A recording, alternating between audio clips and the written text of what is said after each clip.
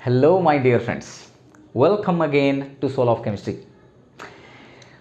My dear friends, हम discussion कर रहे थे इससे पहले कि रेट ऑफ रिएक्शन क्या है एंड इसका टाइप क्या है, average rate of reaction and instantaneous rate of reaction होता क्या है, एंड मोस्ट इंपॉर्टेंटली कॉलिजन के साथ रिएक्टेंट एंड रिएक्टेंट के बीच में जो कॉलिजन होता है इसके साथ average and instantaneous rate of reaction के साथ क्या रिलेशन है, इसको भी अच्छे तरह से डिस्कशन कर चुके हैं।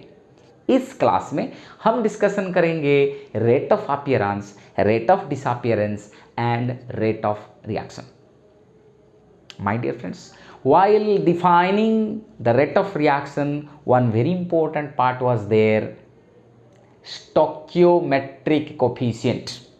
यानी अगर हमारे लिए रिएक्शन है A plus B giving C plus D, ये है हमारे लिए रिएक्शन, और इसमें हर एक रिएक्टेंट का जो नंबर ऑफ मोल है कुछ लिखा नहीं हुआ है, मतलब 1 मोल 1 मोल 1 मोल 1 मोल, यानी इस रिएक्शन में हर एक रिएक्टेंट एंड प्रोडक्ट का सेम ही स्टोइकियोमेट्रिक कोफिशिएंट है।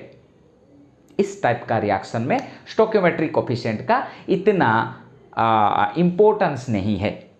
ये टाइप का रिएक्शन में अगर हम रेट ऑफ रिएक्शन लिखते थे तो रेट ऑफ रिएक्शन होता था हमारे लिए minus delta A concentration by delta T. A को लेके ए का कंसेंट्रेशन का change with respect to time कैसा हो, क्या रहता है, ये चेंज क्या रहता है, इसको लेके अगर हम रेट ऑफ रिएक्शन लिखेंगे तो minus delta A concentration by delta T आएगा। ये हम समझ चुके हैं। हाँ, हम बोल रहे थे एक और भी टर्म इधर मल्टीप्लाई करना पड़ता है रेट ऑफ रिएक्शन में, वो है stoichiometric coefficient. My dear friend, इधर स्टोइकियोमेट्रिक कोएफिशिएंट क्या है, 1 है। बैलेंस केमिकल इक्वेशन में हर एक रिएक्टेंट एंड प्रोडक्ट का स्टोइकियोमेट्रिक कोएफिशिएंट सेम है, दैट टू 1 ही है, इसलिए इधर 1 मल्टीप्लाई करना ना करना एक ही बात है। इसीलिए माय डियर फ्रेंड्स, हम इधर स्टोइकियोमेट्रिक कोएफिशिएंट लिखते नहीं हैं अगर हर एक रिएक्टेंट प्रोडक्ट का सेम है और फिर कुछ स्टोइकियोमेट्रिक कोएफिशिएंट नहीं है। तो ये रिएक्टेंट है, इसलिए इससे पहले एक नेगेटिव सिंबल है। बी का concentration change with respect to time क्या होता है, उसको लेके भी हम वही रेट ऑफ रिएक्शन लिख सकते हैं। Minus delta A concentration by delta T का value minus delta B concentration by delta T का वैल्यू के साथ सेम होगा।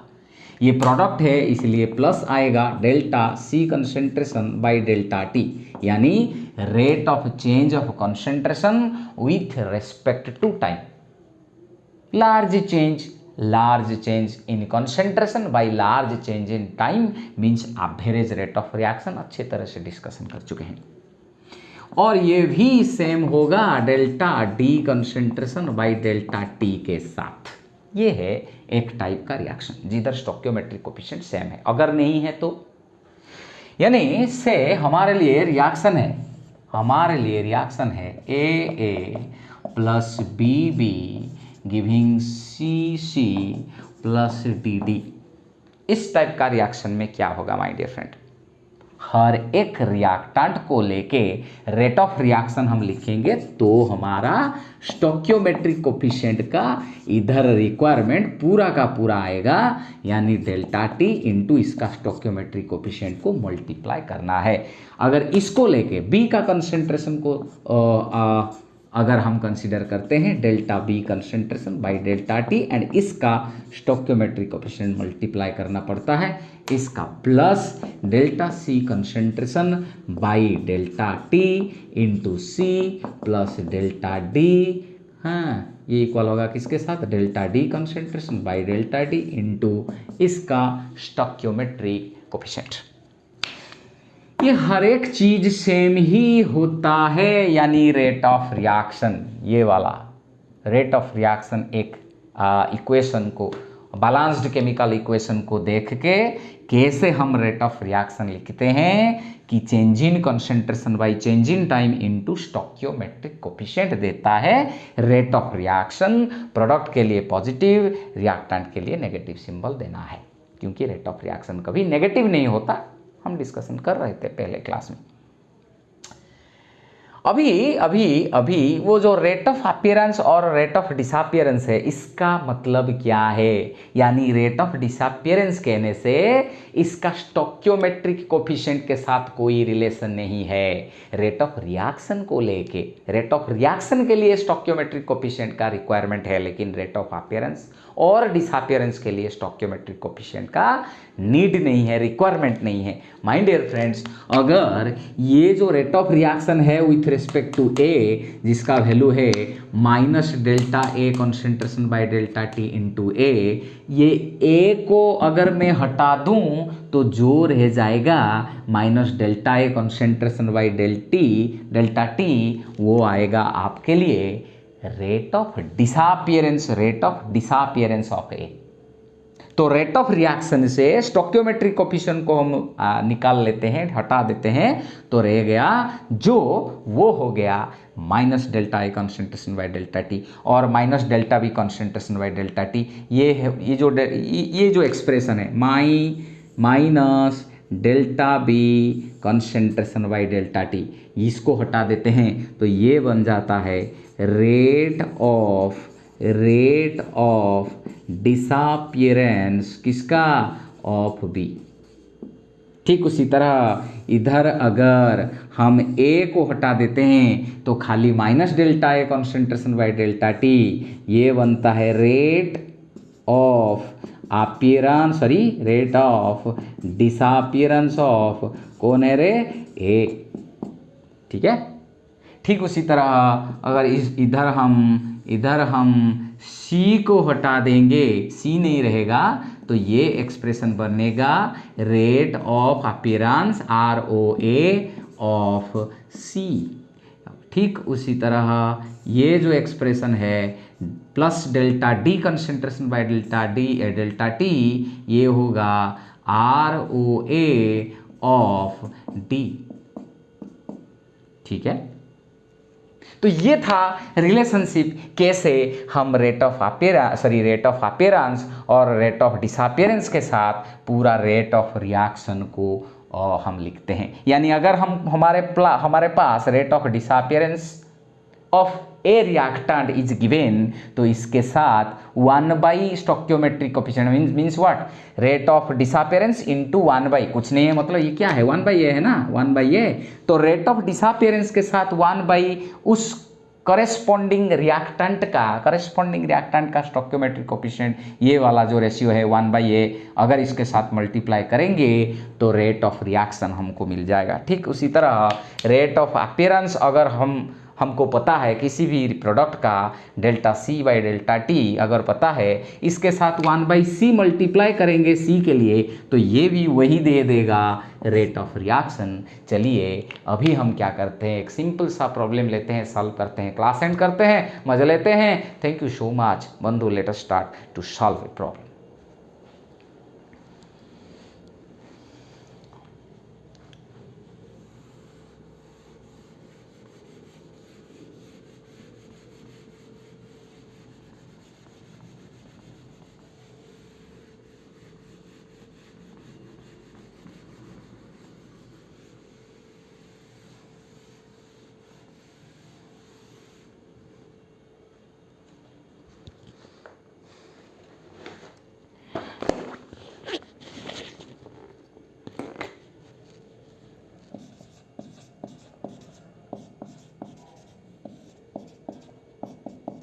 For the reaction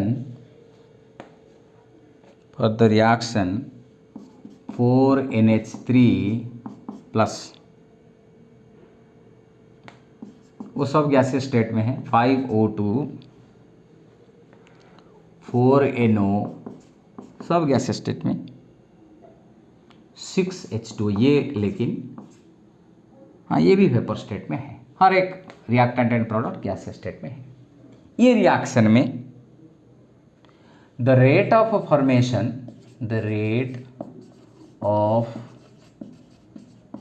formation of nitric oxide NO is 3.6 into 10⁻⁻⁻⁻⁻⁻⁻⁻⁻⁻⁻⁻⁻⁻⁻⁻⁻⁻⁻⁻⁻⁻⁻⁻⁻⁻⁻⁻⁻⁻⁻⁻⁻⁻⁻⁻⁻⁻⁻⁻⁻⁻⁻⁻⁻⁻⁻⁻⁻⁻⁻⁻⁻⁻⁻⁻⁻⁻⁻⁻⁻⁻⁻⁻⁻⁻ -3 mole per litre पर second. ये है unit इसका rate of reaction का, rate of formation. Find the rate of disappearance of oxygen. Find the rate of disappearance of oxygen. ठीक है, कैसे इसको determine करेंगे माय डियर फ्रेंड। अभी आपके लिए ये वाला, ये जो जनरल रिएक्शन था, इसको ऐसे हम रेट ऑफ रिएक्शन लिखते थे -ΔA concentration bye ΔT into 1/A, और simply -ΔA concentration bye ΔT into A। ये हम समझ चुके हैं कैसे हम rate of reaction and rate of appearance disappearance क्या है, डिटेल्स डिस्कशन कर चुके हैं। अभी जो रिएक्शन हमको डायरेक्ट स्पेसिफिक एग्जांपल दिया गया है इस प्रॉब्लम में, इसको लेके भी ठीक उसी तरह हम रेट ऑफ रिएक्शन लिख सकते हैं माय डियर फ्रेंड।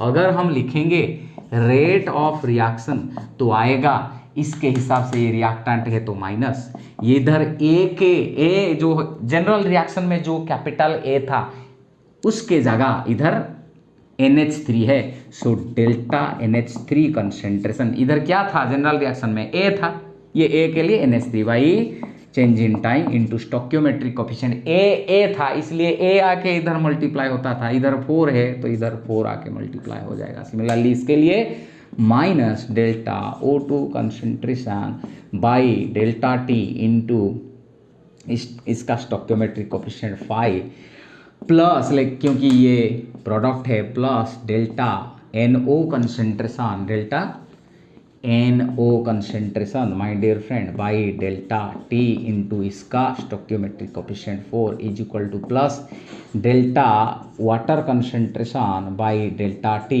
इसका स्टोक्योमेट्रिक कोफिशिएंट 6। लेकिन इतने सारा ज़रूरत नहीं है, हमारा रिक्वायरमेंट है, एक है नाइट्रिक ऑक्साइड एंड दूसरा पूछ रहा है ऑक्सीजन। यानी हमारे लिए किसका रिलेशनशिप चाहिए माय डियर फ्रेंड, बस ये दोनों ही हमारे लिए इम्पोर्टेंट है, क्योंकि इधर है नाइट्रिक एसिड, इधर है सॉरी नाइट्रिक ऑक्साइड, इधर है हमारे लिए ऑक्सीजन। तो ये दोनों का हमारे लिए रिक्वायरमेंट नहीं है अभी, तो ये दोनों को अगर देखेंगे, लेकिन ये जो हमको डाटा गिवन है रेट ऑफ फॉर्मेशन यानी रेट ऑफ अपीयरेंस, जो रेट ऑफ फॉर्मेशन होता है वो होता है रेट ऑफ अपीयरेंस, जो रेट ऑफ डिकम्पोजिशन होता है वो भी होता है रेट ऑफ डिसअपियरेंस। टर्म को समझना है, जो भी हो। अगर हम लिखेंगे रेट ऑफ फॉर्मेशन, जो हमारे लिए होता था रेट ऑफ अपीयरेंस ऑफ किसका, नाइट्रिक ऑक्साइड का, तो ये तो पूरा रेट ऑफ रिएक्शन लिखा हुआ है। तो अगर हम बोल रहे थे ना, अगर स्टोक्योमेट्रिक कोफिशिएंट को हटा देंगे जो रह जाएगा, ये तो अपीयर कर रहा है, इसीलिए रेट ऑफ अपीयरेंस और रेट ऑफ फॉर्मेशन ऑफ क्या है नाइट्रिक ऑक्साइड हमको दे देगा is equal to plus delta NO का कंसेंट्रेशन बाई डेल्टा T। ये हमको चाहिए। इसका मतलब क्या है, अगर इधर इसी चीज़ का हमको रिक्वायरमेंट है, यानी delta NO concentration by delta T, तो ये 4 आके इधर मल्टीप्लाई हो जाएगा, यानी 5 नीचे है 4 ऊपर आ जाएगा। सो यानी this delta NO concentration by delta T which is given as कितना, रेट ऑफ फॉर्मेशन कितना है 3.6 into 10 to the power -3। Okay, 3.6 into 10 to the power -3 mole per litre पर सेकेंड, ये गिवन है माय डियर फ्रेंड। लेकिन पूछ क्या रहा है, rate of disappearance of oxygen. So rate of disappearance और डिकम्पोजिशन ऑफ ऑक्सीजन, इसको कैसे लिखेंगे माय डियर फ्रेंड, किसको हटा देंगे, स्टोक्योमेट्रिक कोफिशिएंट को हटा देंगे तो रेट ऑफ डिसअपियरेंस हो जाएगा, स्टोक्योमेट्रिक कोफिशिएंट ले आएंगे तो रेट ऑफ रिएक्शन हो जाएगा। तो यानी रेट ऑफ डिसअपियरेंस है delta O2 concentration by delta T only.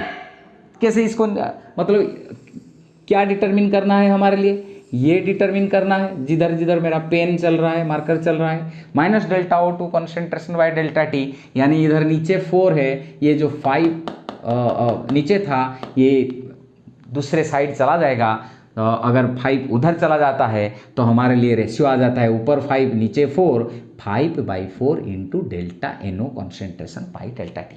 Very simple. हमको चाहिए क्या? हमको चाहिए minus delta O2 concentration by delta T, क्योंकि minus delta O2 concentration by delta T is rate of disappearance of oxygen. So इसको निकालने के लिए, डिटरमिन करने के लिए ये जो 5 है उधर ले जाते हैं, उस साइड को ले जाते हैं, तो हमको मिलता है 5/4 into delta NO concentration by delta T. ये 4 को इधर ले आते हैं, 5 ऊपर ले जाते हैं, 5/4 delta NO concentration delta T.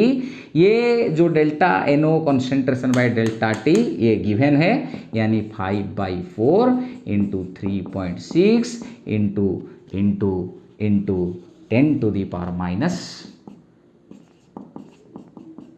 -3 जितना आता है वही मोल पर लीटर पर सेकेंड हो जाएगा rate of disappearance of oxygen.